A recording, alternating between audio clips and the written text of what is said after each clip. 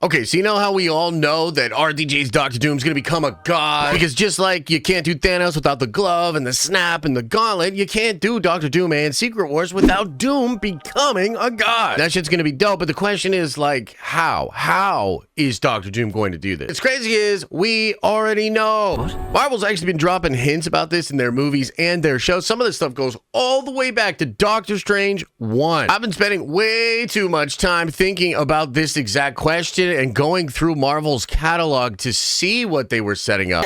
He ain't lying. Therefore, we must break down what is going to happen to get Doctor Doom to become a god.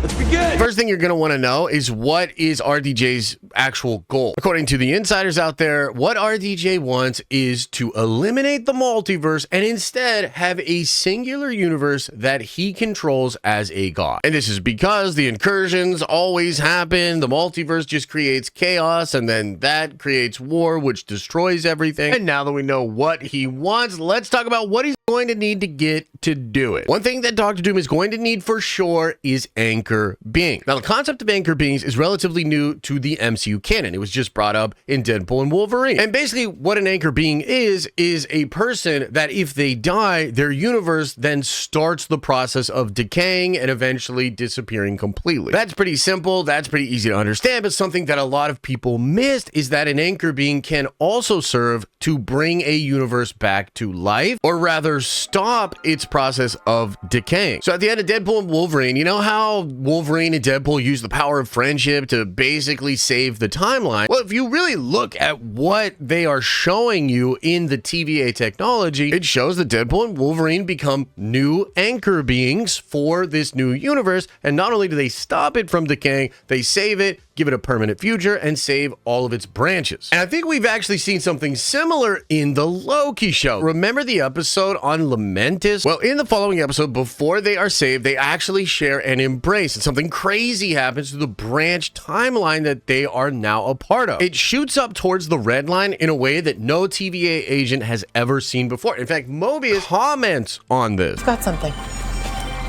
Tempo lock. You ever seen a branch like that?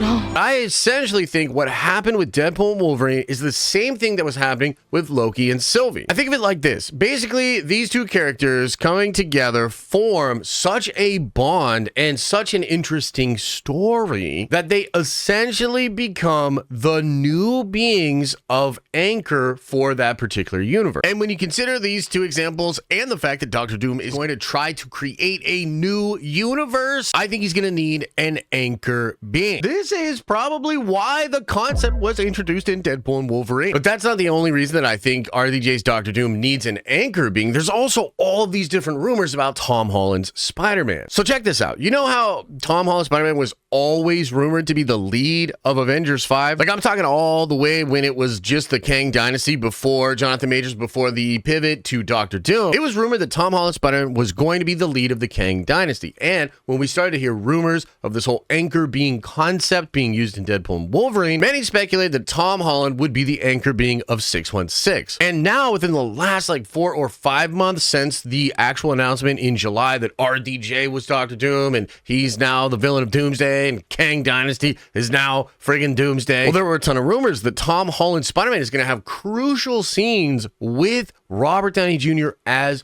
Doctor Doom. Now, part of this is just to play off of the fact that Tom Holland's Spider-Man had Iron Man as a mentor, so it's going to be like weird for Tom Holland to look over at this villainous person that has the same face as his mentor. That's messed up. But beyond that, I believe this is also connected to Tom Holland being the rumored anchor being of 616. And there's also a ton of rumors of Doctor Doom being involved in Spider-Man 4. Spider-Man 4 is a film that is confirmed to take place after Avengers Doomsday and before Avengers Secret Wars, and its story will not be a prequel. So it exists after Doomsday, and it's going to exist somewhere in this new setting. And then the events of it are going to directly tie into Secret Wars. And the rumors of Spider-Man 4 have to do with a new universe being created. And in fact, there are rumors that Tom Holland might not be Spider-Man in Spider-Man 4, at least not at first, and that he might be made some kind of an offer by Doctor Doom in the Doomsday film. And the offer then leads to this new universe where Peter can get back a lot of stuff that he has lost, including his friends, including his girlfriend in MJ, and even Marissa Tomei's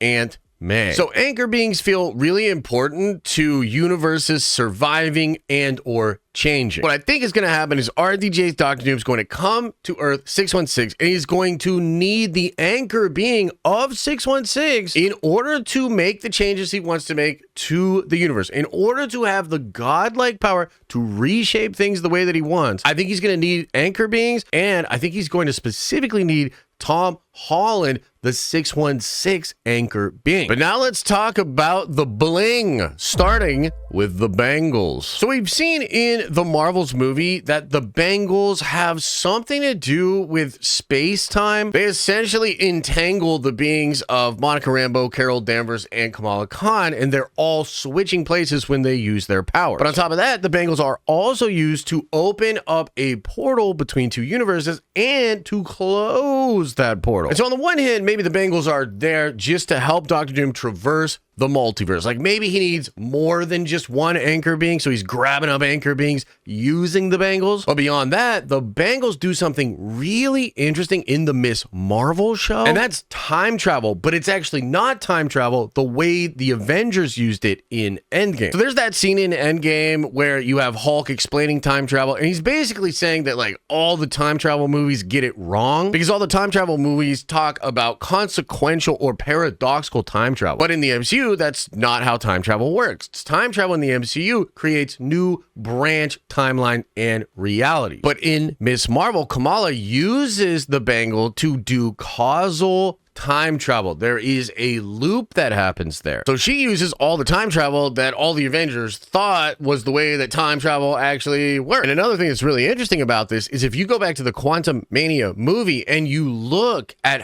how Kang was using his technology, especially at the end of the movie when he uses the quantum engine to open up a portal, it actually looks really similar to the portal that Miss Marvel opens when she does the causal time travel. And in Quantum Mania, Kang is promising Janet some really crazy stuff. He's not saying that he'll take her to a new reality where she can be with her daughter. He is instead saying that he can actually change time, that he can actually change the universe and make her actually have those moments that she lost with her daughter. That implies causal time travel. That implies actually changing a timeline rather than creating a branch. So perhaps the anchor being is something like the fuel to create this new timeline, but maybe the bangles themselves are a way for Doctor Doom to use causal time travel to manipulate the timeline exactly the way that he wants. But that's not the only bling that RDJ's Doctor Doom is going to need to become a god, because I think he also needs some rings, like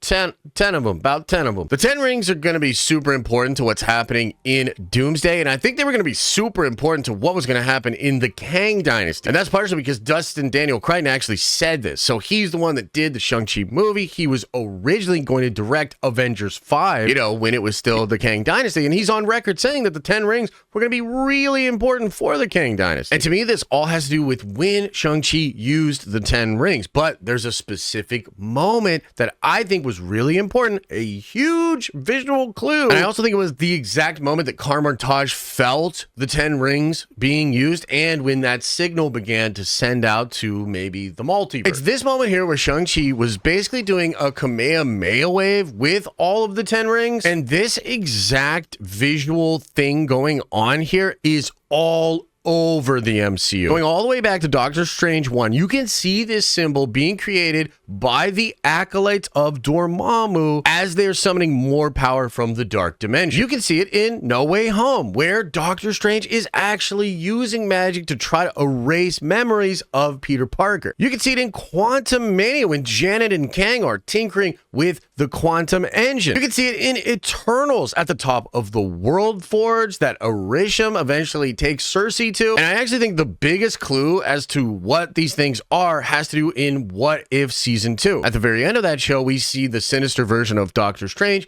using a World Forge to try to recreate his dead universe. And when the show shows you what the World Forge is actually doing, you see that same exact symbol with the 10 rings in the sphere. So it really does seem like this thing with the 10 rings spinning is a way to harness power from other dimensions to either open up portals like they do in Quantumania, to recreate universes like we see in What If and potentially in the World Forge of the Eternals movie. I mean, even in Doctor Strange 1, it is seemingly a way for them to take energy from the dark dimension and empower those acolytes. So I think that Doctor Doom will need the 10 rings to be able to get that godlike power and use it to recreate the timeline. So I think Doctor Doom needs an anchor being. Mostly he needs Tom Holland's Spider-Man. I think he needs the bangles, and perhaps he needs specifically the bangles of the 616 universe. And I believe he needs the 10 rings to use the power of these other artifacts and of the anchor being to channel the creation of a new universe. But I think there's one more thing that Doctor Doom is going to need. And I think that thing is Franklin Richards. Now, according to the rumor mill, we know that Franklin Richards is going to be a big part of the coming Fantastic Four film. And Franklin Richards in the comic books is the son of Reed Richards and Sue Storm. He's crazy freaking powerful. The kid can manipulate reality. The kid can make entire universes. And at the end of Jonathan Hickman's Secret Wars, using the power of the Beyonder, Reed and Franklin recreate every universe in the multiverse. They literally pollinate and create a new multiverse. And so Franklin Richards probably has like unlimited potential, unlimited power. And so I believe Doctor Doom's going to need that, probably either for fuel for the World Forge that he wants to assemble and use to recreate the sacred timeline. Because in What If, that evil version of Doctor Strange, he was going around the multiverse collecting universe killing